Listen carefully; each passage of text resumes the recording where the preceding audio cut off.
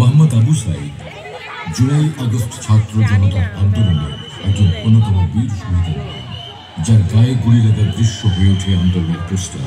একসময় তার ছবি, পোস্টার ও ভিডিও সামাজিক যোগাযোগ মাধ্যমে ভাইরাল হয়ে ছড়িয়ে পড়ে দেশের গণ্ডি ছাড়িয়ে বিদেশের বিভিন্ন গণমাধ্যমে।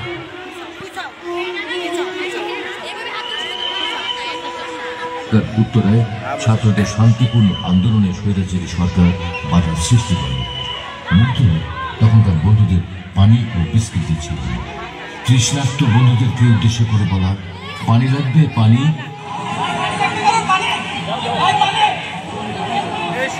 বাক্যটি আজ আমাদের নতুন করে ভাবতে শেখায়। ওই পরিস্থিতিতে মুগ্ধ সেখান থেকে চলে যেতে পারত। টিয়ার গ্যাসের ঝাঁঝালো ধোঁয়া আর পুলিশের বুলেটের সামনে কেউ নিরাপদ ছিল না। আর এই অমোঘ সত্য জেনেও মুগ্ধ জীবনের ঝুঁকি নিয়ে বন্ধুদের পানি দিয়েছিলেন। এর কিছুক্ষণের মাঝেই স্বৈরাচারী সরকারের দোসরদের গুলি। ইমামকে বাঁচাতে আপ্রাণ চেষ্টা করে যাওয়া বন্ধু রাহাতেরও পায়ে গুলি করে পুলিশ। মারা যায় ইমাম, হাঁটতে পারছে না রাহাত। ইমাম নিজে একজন পুলিশ সদস্যের ছেলে। সেদিন গণমাধ্যমের ক্যামেরাগুলোকেও এই ছবি ধারণ করতে দেয়নি পুলিশ। গাড়ি থেকে ফেলে দেওয়া হচ্ছে নুজ এক তরুণকে। গাড়ি থেকে সড়কে পড়তেই দুই হাত দুই দিকে আর পা দুটি ভাঁজ হয়ে যায়।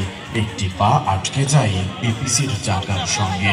তখনও জীবিত ছিল ওই তরুণ। শ্বাস নিতে দেখা যায় তাকে। এরপর সড়ক বিভাজক পার করে তাকে ফেলা হয় সড়কের সার্ভিস লেনে। কোটা সংস্কারের দাবিতে আন্দোলনকে কেন্দ্র করে সাভারের পাকিজা মডেল মসজিদের কাছে গত 18 জুলাই ঘটনাটি ঘটে। পরে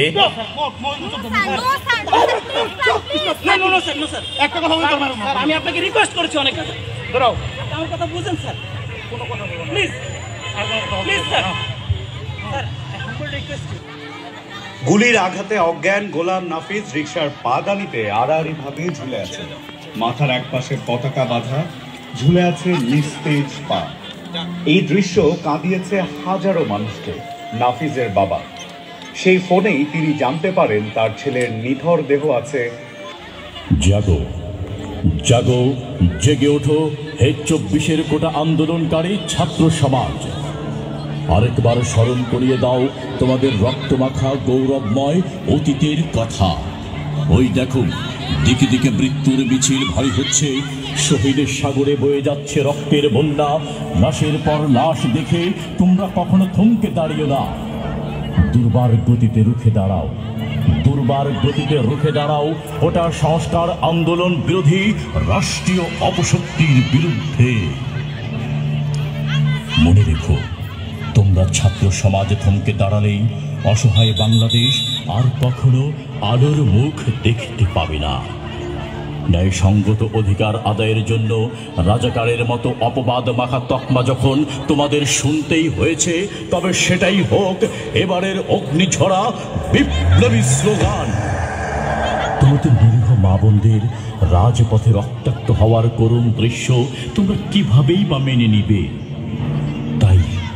তাই আর দেরি নয়। জাগো জাগো জাগো, জেগে ওঠো হে 24-এর কোটা আন্দোলনকারী ছাত্র সমাজ। আজ তোমাদের জাগতেই হবে। তোমরা একবার জেগে উঠলেই জেগে উঠবে ঘুমিয়ে থাকা এ যুগের বাঁধ ভাঙা তারুণ্য দুর্বার। আমার বিশ্বাস তোমরাই পারবে। হ্যাঁ, তোমরাই পারবে ঘুণে ধরা এই শিক্ষা ব্যবস্থার অবসান ঘটিয়ে ইনসাফের আলোক দীপ্ত মশাল জ্বালাতে। তোমাদের বুকে লুকিয়ে রয়েছে শাহজালালের বিশ্বাসী চেতনা। তোমাদের কণ্ঠে প্রতিধ্বনিত হোক শেরে বাংলা একে ফজলুল হকের সাহসী হুঙ্কার। অধিকার আদায়ের এই রক্তমাখা ইনকিলাব সফল করার জন্য প্রয়োজনে তোমরা তোমাদের ক্যাম্পাসগুলো শহীদ তিতুর বাঁশের কেল্লায় রূপান্তরিত করে তোলো। তবু এক মুহূর্তের জন্য হাল ছেড়ে দিও না, কিছুতেই না।